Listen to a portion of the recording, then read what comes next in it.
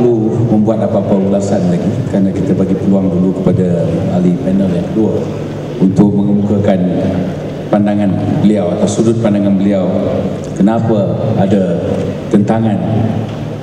Yang menyokong tentulah kerana dia mahu hudud dilaksanakan, tapi kenapa tentangan itu berlaku dalam soal pelaksanaan hudud di Malaysia. Silakan. Assalamualaikum warahmatullahi taala wabarakatuh. Terima kasih kepada Dr. Moderator, rakan panel Dr. Fatul Bari yang saya muliakan dan hormati, yang di-Ketua Yadim Dr. Ashraf Wajdi, seterusnya muslimin muslimat, hadirin hadirat yang dirahmati Allah sekalian. Pertama sekalinya, marilah sama-sama kita merafakkan setinggi-tinggi kesyukuran kehadrat Allah Subhanahu wa taala, kerana dengan limpah dan kurnianya kita pada hari yang agak mendung pada hari ini dapat sama-sama kita berkumpul di dewan ini untuk sama-sama kita berbincang, bukan berdebat sebenarnya, untuk sama-sama kita berbincang sesuatu yang telah pun sama-sama kita persetujui sebagai orang Islam untuk kita laksanakan. Kerana kita semua tahu perkara ini telah lama kita tahu, dan inilah yang kita imani, dan inilah yang kita yakini, bahawa hudud adalah hukum Allah. Hukum Allah ini adalah hukum Allah yang paling sempurna, hukum Allah yang paling adil, dan tidak ada undang-undang yang lebih adil, yang lebih sempurna daripada hukum yang telah pun disyariatkan oleh Allah Subhanahu wa taala ini. Jadi maknanya apa tuan-tuan, kalau ada seorang Islam yang mengatakan dia Islam, dia datang kepada kita dan dia menyatakan bahawa hukum Allah ini tidak adil, hukuman rejam ataupun sebat kepada orang yang berzina adalah zalim, maka tidak syak lagi kalau dia dalam keadaan sedar dia telah melakukan satu penyelewengan akidah dan boleh menyebabkan dia tergelincir daripada akidah Islam. Itu bukan persoalan kita tuan-tuan, kerana kita sebagai orang Islam mesti yakin, mesti percaya dan mesti beriman dengan keimanan yang teguh tentang perkara ini. Tetapi apa yang kita cuba discuss pada hari ini, apa yang kita cuba bincang pada hari ini, ialah tentang bagaimana kita nak melaksanakan undang-undang tersebut, bagaimana kita nak merealitikan ataupun membumikan undang-undang Allah Subhanahu wa taala ini di bumi Malaysia.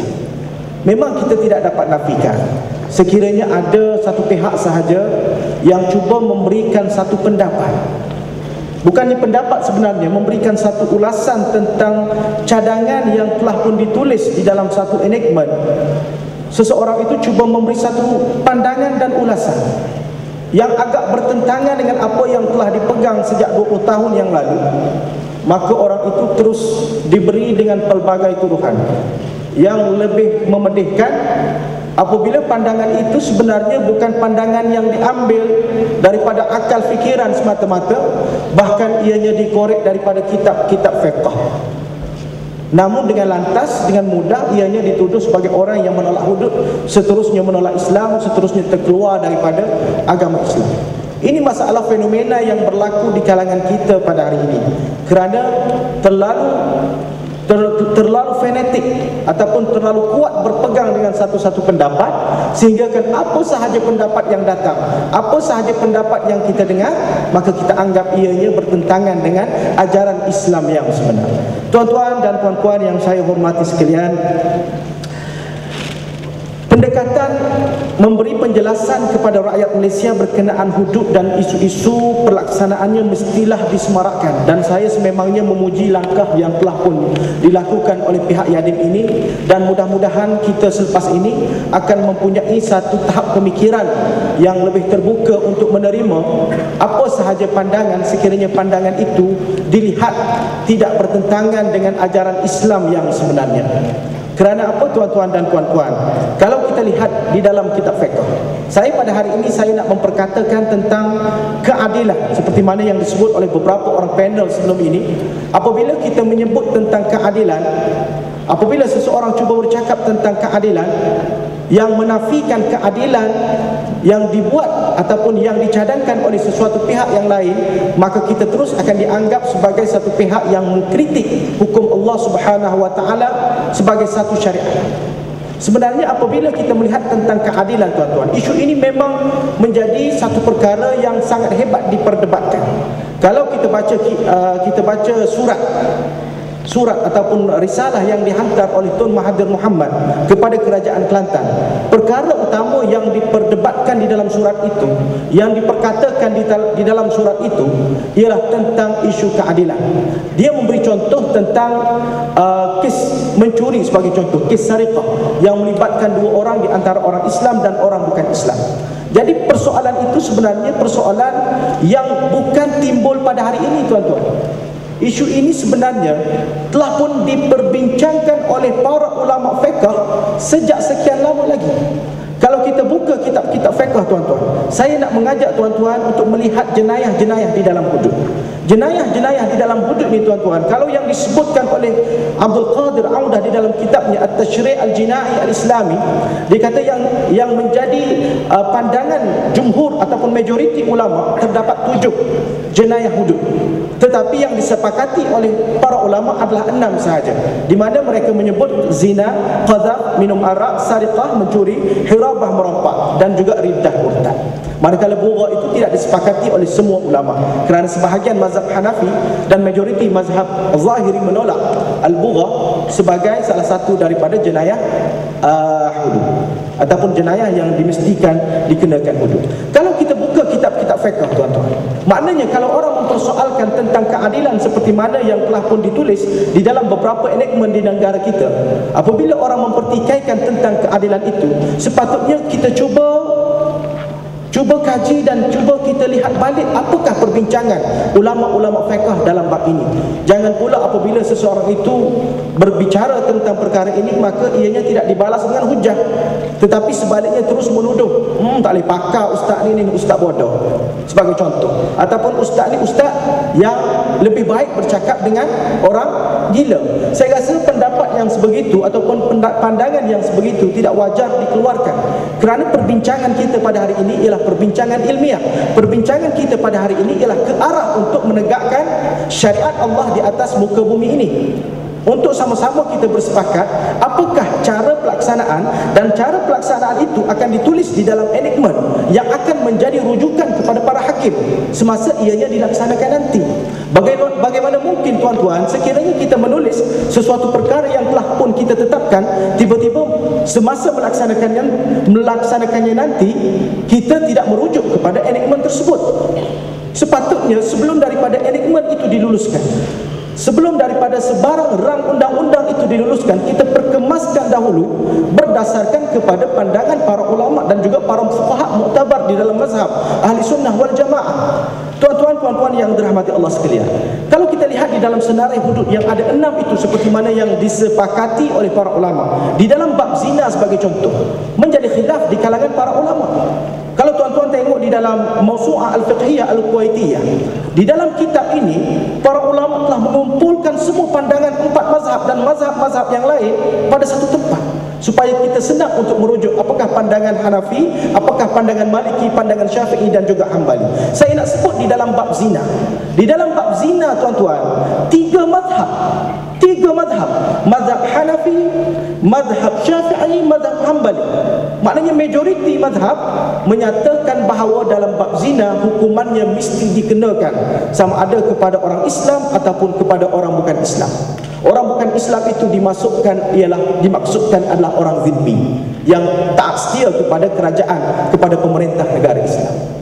Yang kata orang zimmi tidak kena, yang kata zina hanya untuk orang Islam sahaja, hanyalah pendapat Maliki dan ada sebahagian daripada pendapat mazhab Hanafi. Tetapi tidak menjadi masalah, tuan-tuan. Kalau kita nak kata zina adalah untuk orang Islam sahaja, bagi saya tidak timbul apa-apa masalah, kerana ini adalah masalah khilaf. La yunkar al-munkar fil masail al-khilafiyah. Kita tak perlu nak bertengkar, berbalah di dalam masalah khilaf. Kalau betul-betul kita nak pakai, tidak ada masalah. Tetapi yang menjadi persoalannya, tuan-tuan, kita bukan mempertikaikan keadilan yang Allah tetapkan bahawa orang mencuri adalah dipotong tangan. Itu muktamad, itu sememangnya benar-benar adil. Itu adalah hikmah di sebalik hukuman yang ditetapkan oleh Allah Subhanahu wa taala. Tetapi persoalannya, tuan-tuan, adakah kita di dalam menentukan perkara perkara itu, di dalam kita memutuskan bahawa di dalam bab mencuri, saya nak ulang sekali lagi, di dalam bab mencuri, apabila kita menyatakan bahawa orang Islam sahaja yang dikenakan potong tangan, yang dikenakan hukuman. Sensitif juga kalau sebut potong tangan tiap-tiap kali ni. Dia kata ustaz-ustaz ni dengan gelaran yang baru ni, ustaz-ustaz ni memang sengaja supaya hudud ini tidak dapat dilaksanakan, mencari pelbagai alasan. Subhanallah. Tuan-tuan, cuba kita positifkan minda. Kat sini memang bagus-bagus belaka dah. Yang saya sebut ni yang kat Zimbabwe.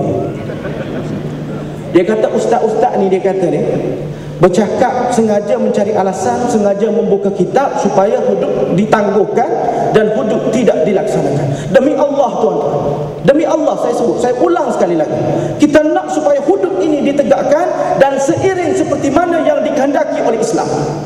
Bukan kita nak melaksanakan hudud, tetapi kita mengabaikan apa yang dikehendaki oleh Islam semata-mata untuk kita mendapat populariti dan juga sokongan daripada pihak-pihak tertentu. Kalau tuan-tuan buka dalam kitab fiqh tuan-tuan, dalam kitab fiqh 4 mazhab tidak ada khilaf satu pun dalam menyatakan bahawa di dalam bab mencuri hukuman hudud mesti dikenakan kepada orang Islam dan juga kepada orang zimmi. Itu ijma' disebut oleh Ibnu Qudamah di dalam kitab Mughni, di dalam kitab Al-Mughni. Ibnu Qudamah kata la na'rifu khilafan, la na'rifu mukhalifan, dia kata fi hadzal bab. Aku tidak tahu ada orang yang tidak bersetuju dengan pendapat ini. Dan disebut oleh salah seorang ulama mazhab Hanafi, Az-Zabidi, dia kata apa? Dia kata amma fi sariqah fa ijma'ul ulama. Ijma' tuan-tuan. Kalau sebut perkataan ijma', kalau yang belajar agama, belajar usulul fiqh, kita tahu apa makna ijma'.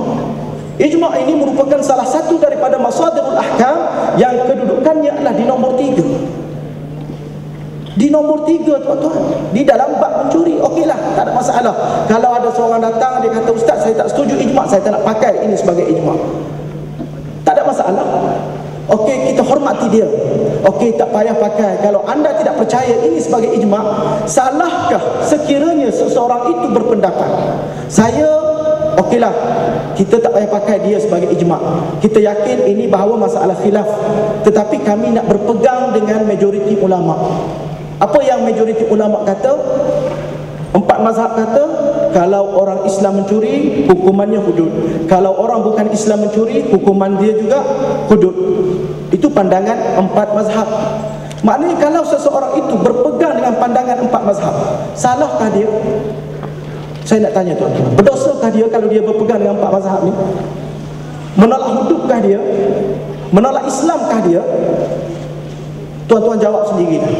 Dan lebih-lebih lagi lah kalau yang berpegang dengan mazhab 4 ini adalah pemerintah. Kerana pemerintah itu disebut di dalam satu kaedah al-fiqhiyah al-masyhurah, di dalam satu kaedah fiqh yang masyhur, tasarruful imam ala ra'iyah manutun bil maslahah.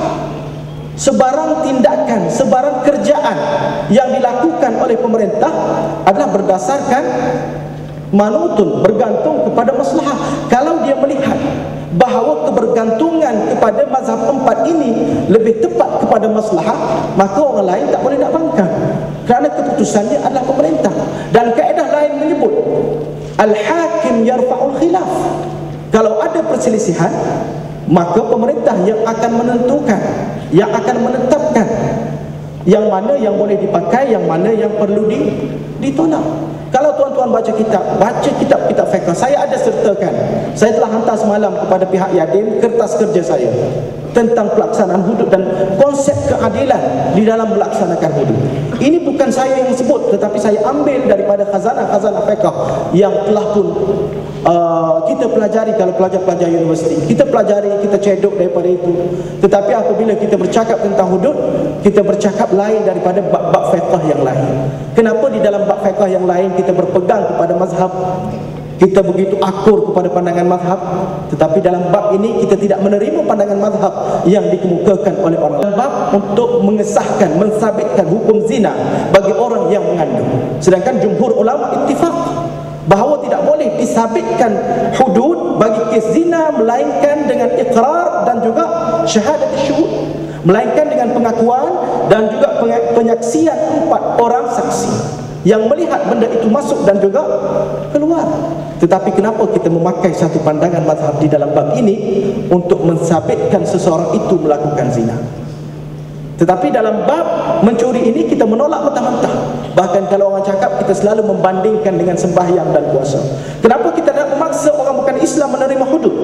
Bukan kita nak memaksa dia menerima, tetapi kita nak menghukum penjenayah sama ada daripada orang Islam ataupun bukan Islam untuk dihukum dengan hukuman hudud yang telah ditetapkan oleh Allah. Kalau dikiaskan dengan sembahyang dan puasa, tuan-tuan, saya rasa kias itu ialah kias ma'al farid, kias yang tidak tepat. Kerana apa? Kerana sembahyang itu fardu ain, taklif ke atas setiap individu. Tetapi hudud ada taklif ke atas pemerintah Islam yang berkemampuan untuk dilaksanakan hukuman tersebut ke atas penjenayah yang melakukan dosa. Tuan-tuan cuba fikir balik, renung balik apa yang saya katakan ini. Kalau masih lagi tuan-tuan boleh menerima, tidak menjadi apa-apa masalah kepada saya, kerana saya hanya menyampaikan balighu anni walau ayah. Dan seterusnya, tuan-tuan, kalau kita lihat dalam konteks keadilan bagi pelaksanaan hudud ini, saya nak sebut di sini 2 perkara konteks keadilan yang disebut oleh para ulama Islam dan juga para sarjana Islam tentang keadilan dalam pelaksanaan hudud ini. Yang pertamanya, keadilan tanpa mengira pangkat. Perkara ini jelas disebut oleh Nabi Muhammad sallallahu alaihi wasallam di dalam hadis yang begitu terkenal, iaitu tentang Imra'ah Maksumiyah yang mencuri, di mana Nabi memberi amaran bahawa kehancuran sesuatu umat itu apabila tidak melakukan keadilan di dalam melaksanakan hudud, menghukum orang yang miskin, orang yang hina, dan juga melepaskan orang yang mulia. Maka ancaman yang disebut oleh Nabi Muhammad sallallahu alaihi wasallam ialah kehancuran kaum tersebut. Dan yang kedua, keadilan yang kedua ialah melaksanakan keadilan seperti mana yang ditetapkan oleh para ulama, iaitu untuk orang Islam sahaja. Untuk orang bukan Islam dan orang Islam mesti dilaksanakan kepada semua. Untuk orang Islam sahaja seperti hukuman minum arak. Hukuman sebat 40 yang disebut oleh Rasulullah, 40 yang diamalkan oleh Sayyidina Ali dan Sayyidina Umar adalah 80. Itu pun sudah khilaf, tidak menjadi masalah lah dalam khilaf dalam perkara tersebut. Itu menjadi persepakatan para ulama dalam bab minum arak adalah dilaksanakan kepada orang Islam sahaja. Dalam bab zina, okey, kita pakai mazhab Maliki untuk orang Islam sahaja. Dalam bab murtad untuk orang Islam sahaja, kerana sebelum murtad dia mesti Islam dahulu. Betul tak? Kalau daripada agama Hindu dia tak jadi murtad pula. Dan dalam bab mencuri, merompak dan juga qazaf seperti mana yang disebutkan oleh para ulama mesti dilaksanakan kepada semua. Tetapi dalam konteks di Malaysia, ini saya nak sebut sikit, dalam konteks di Malaysia, apabila saya menyebut tentang perkara ini, ramai juga yang menghubungi saya tak puas hati. Dia kata, doktor ni faham tak perlembagaan Malaysia? Perlembagaan Malaysia tidak membenarkan perkara ini untuk dilaksanakan kepada semua. Saya kata saya faham. Maknanya apa? Apabila perlembagaan Malaysia tidak membenarkan, maknanya pada masa ini kita tidak berkemampuan. Kita tidak berkemampuan. Apabila kita tidak berkemampuan, adakah Allah masih lagi memberati kita? Kena buat juga walaupun bertentangan dengan prinsip Islam. Nak pergi haji ni, nafkah tak ada, tapi kena pergi juga sebab benda wajib. Tak apalah tinggal anak bini tanpa nafkah pun, nak pergi juga. Wajib tak haji pada masa itu kepada kita? Nak semayang ni, tapi aurat pun tak tutup, belajarnya tidak. Jadi kita tegur dia, belajar dulu, tutup aurat dulu, baru semayang. Bukan nak melemahkan dia supaya tidak pergi haji, bukan nak melemahkan dia supaya tidak sembahyang, tetapi supaya dia buat haji, supaya dia semayang dengan keadaan yang betul, mengikut prinsip-prinsip Islam seperti mana yang ditetapkan oleh Allah Subhanahu wa taala. Masa cukup. 2 minit lagi, 2 minit saya nak sebut, 2 minit saja. Dalam bab pelaksanaan hudud di Malaysia, sebenarnya kita sebenarnya terhalang oleh perlembagaan Malaysia. Kalau kita kata perlembagaan Malaysia yang pertamanya adalah senarai kedua, jadual ke-9 perlembagaan Malaysia memperuntukkan undang-undang syariah hanyalah untuk orang-orang Islam sahaja. Jadi untuk melaksanakan hudud ini, saya rasa kita boleh bahagikan kepada 2 bahagian. Bahagian yang pertama untuk orang Islam, kita perluaskan bidang kuasa Akta Jenayah Syariah 1965 daripada 365 kepada hukum-hukum jenayah hudud, kepada hukuman jenayah hudud. Manakala untuk 3 yang lagi, kita usahakan supaya dilakukan perubahan di dalam apa nama dia panggil, jenayah-jenayah persekutuan, ataupun dengan kata lain mengislamisasikan penal code sedia ada. Saya rasa pada masa tu, kalau kita dapat buat pada masa tu, barulah kita dapat melaksanakan hukum hudud yang sebenarnya seperti mana yang dikehendaki oleh agama kita, agama Islam. Pada masa itu saya rasa kita semua orang Islam akan aman, tidak akan rasa takut apa-apa, dan orang bukan Islam pun tak perlu takut dengan pelaksanaan hukum hudud ini, kerana apabila hukum hudud ini dilaksanakan dengan asas-asas yang betul, kerjanya bukan hendak menghukum, tetapi kerjanya ialah untuk memberi pengajaran supaya orang yang betul-betul jahat, orang yang betul-betul melakukan jenayah akan dihukum. Bukan sahaja orang Islam yang selamat, bukan sahaja orang Islam yang aman, tetapi orang bukan Islam juga akan aman, tenteram, dilindungi oleh undang-undang Allah Subhanahu wa taala. Saya rasa kita perlu memberi penerangan yang begitu terperinci kepada orang bukan Islam supaya mereka menerima bahawa undang-undang inilah yang sebenarnya akan dapat melindungi mereka dan dapat memberikan keamanan bukan sahaja kepada orang Islam tetapi juga kepada kita semua, insya-Allah. Saya rasa setakat itu saja. Wassalamualaikum.